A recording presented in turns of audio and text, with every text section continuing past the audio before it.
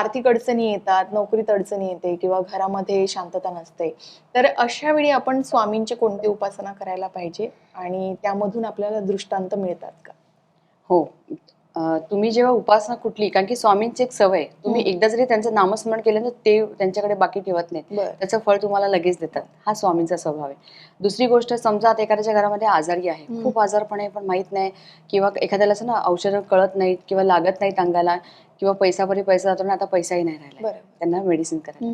मग अशा वेळेला मी नेहमी सांगते की एक काचेचा ग्लास पाणी भरून ठेवा, त्याच्यामध्ये असं बोट करायचं आणि हे बोट काचेच्या ग्लासमध्ये तर ठेवायचं आणि एक अगरबत्ती लावायची. अगरबत्ती संपेपर्यंत श्री स्वामी समर्थ, श्री स्वामी समर्थ, श्री स्वामी समर्थ जप करायचा है ना. आणि ते जप करायचं आणि म्हणायचं की हे पाणी जे आहे ते आजारी व्यक्तीला मी देत आहे, त्याला बरं करा. आणि असं तुम्ही कंटिन्यू करा. जर सलग तुम्ही 40 दिवस केलं तर त्याचा इफेक्ट त्या आजारी व्यक्तीवरती खूप होतो. औषधं लागायला लागतात, अचानक म्हणतात ना हेल्थ चांगली होती, इम्प्रूव्ह व्हायला लागतं.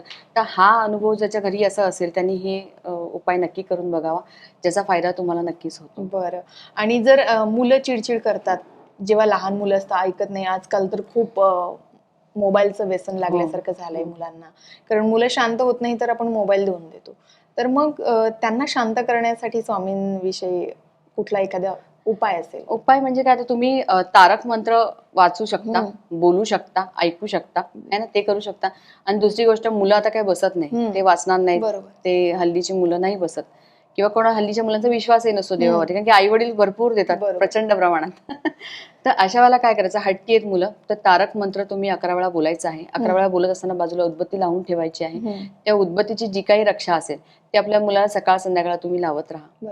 स्वामी याच्या स्वभावात फरक पडू द्या, आणि अक्षरशः त्याच्या स्वभावामध्ये फरक पडायला लागतो.